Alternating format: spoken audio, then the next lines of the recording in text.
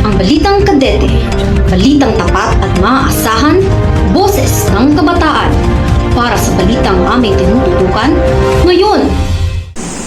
Magandang araw! Ako si Kadete Teniente Andrea Elaine Guerra, ROTC 2nd Class, mula sa University of Southeastern Philippines, ROTC Unit. At ito ang Balitang Kadete. Nandito tayo ngayon sa Barangay Mandog, Davao City kung saan ginaganap ang tree planting activity sa pangunguna ng 1105th Community Defense Center, 11th Regional Community Defense Group, Reserve Command, Philippine Army. Sa ilalim ng pamumuno ni Colonel Leandro P. Rubio, Infantry General Staff Corps, Philippine Army, bilang parte ng Annual Budget Plan ngayong 2024. Kabilang din sa aktibidad na to ang Joint Special Operation Force, Armed Forces of the Philippines Special Operation Command, 10th Mobile Battalion, 10th Infantry Mobilization Battalion, at pati na rin ang mga ROTC cadets. Magandang umaga. Kasama natin ngayon si Lieutenant Colonel Rodrigo Lizada Ribamonte, General Staff Corps, Philippine Army Reserve. Magandang umaga, sir. Magandang umaga rin. Magandang umaga sa lahat ng mga nanonood sa Balitang Kadete. Sir, ang una namin tanong is, ano ang inyong pangkalahatang pananaw sa event na ating ginagawa? This activity today is basically an activity that is what lodged on the core pillars of the Reserve Force. Isa sa mga pillars ng Reserve Force, isang pangangalaga ng kalikasan. So today we are planting fruit-bearing trees dito sa mga kampo sa Special Operations Command na based dito sa Mandog, Davao City. Now with the hope that it could help suppress floodings in the downtown areas. Pangalawa, it could also the trees could always give more oxygen to us. And pangatlo, we would be able to harvest the fruits a few years from now. Makakatulong na tayo sa kalikasan, makakatulong pa tayo sa mga tropa na nandito ngayon, and especially makakatulong sa mga tao na hindi na maapektuhan ng baha sa low-lying areas. Ang last question naman is, sa palagay ko, paano nakakatulong ang pakikilahok ng iba't ibang unit ng Armed Forces of the Philippines sa pagiging matagumpay ng event na tulad nito? Joint operations na tinatawag na sama-sama ang magkakaibang is it would always foster camaraderie among the various units of the Armed Forces of the Philippines. Pangalawa, it would be always known to have networks with officers and men of the various units that is within each area of responsibilities.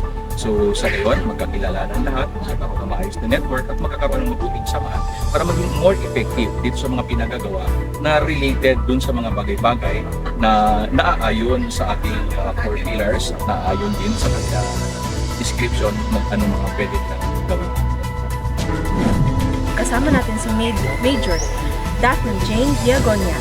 Ma'am, ang first question namin ma'am is, ano ang inyong pangkalahatang pananaw or pagtingin sa event na natin?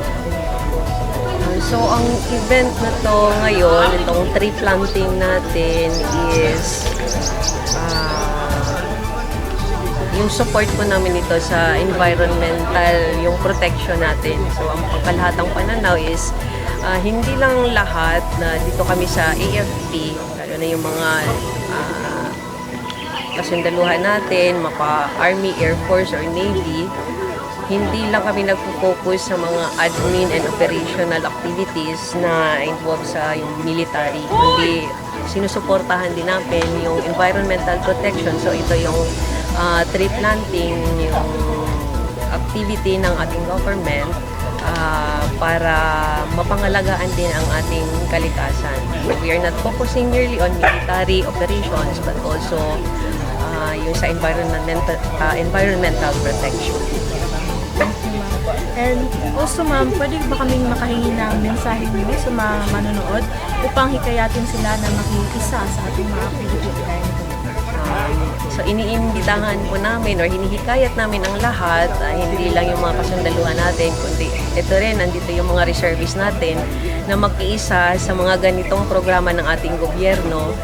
And also yung mga civilian, kung nakikita natin na very active itong mga reservists natin, itong mga ROTC ng iba't ibang eskwelahan natin, is magkiisa tayo sa programa ng ating gobyerno Dahil hindi lang naman ito para sa amin, kundi para sa ating lahat. Kasi kung nakikita natin ngayon, talagang nagbago na yung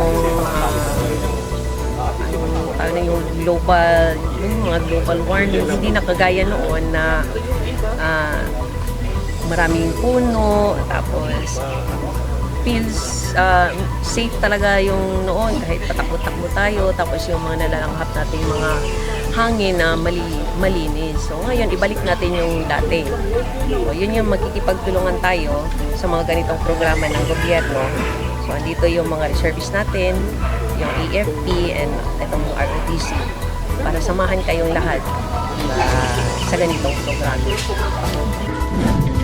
Kasama natin ngayon si Lieutenant Colonel Jasmine E. Redoble, ROTC First Class, Corps Commander of the USEF ROTC Unit.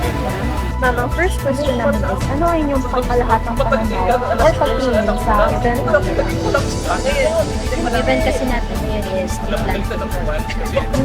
Mabuang pananaw ko is yung mga ganitong klase ng mga aktibidades na ginaganap sa mga kanya-kanyang cities. Nakakatulong talaga siya mainly sa kapaligiran natin, especially that we are combating right now our crisis, global warming, which is really affecting na sa ating mga daily activities and our lifestyle.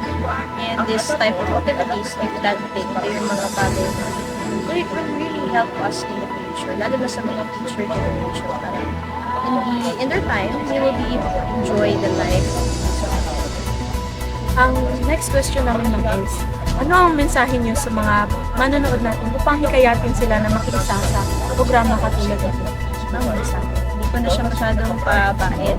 Yung mensahe ko lang is that all of us have the responsibility to help our environment, to really find ways and participate as well in this type of activities kasi napaka-importante nito is our way of practicing our responsibilities as citizen, military or non-military, to really help our environment to once again regain its strength para din naman to sa ikabubuti ng lahat, and as well a form of having love for our nature.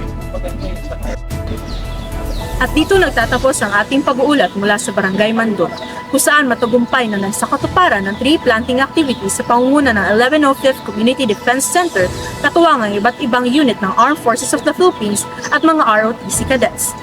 Isang makabuluhang araw ng pagtutulungan para sa kalikasan at komunidad ang ating nasaksihan na hindi lamang nagbigay daan para mapabuti ang ating kapaligiran, kundi pati na rin ang pagkakaisa ng Armed Forces of the Philippines at ang lokal na pamahalaan. Muli, ako si Cadete Teniente Andrea Elaine Gueta, ROTC 2nd Class, mula sa University of Southeastern Philippines ROTC Unit.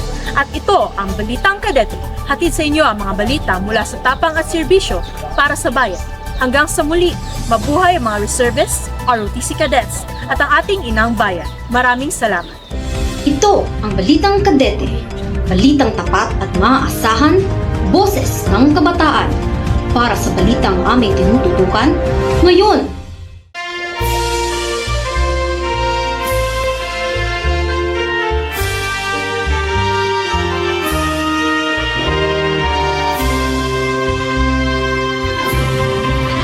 Tagapagsanay, tagapagpangasiwa, gabay ng hukbong laang lakas, humuhubog sa puso't isipan upang maging isang mabuting mamamayan.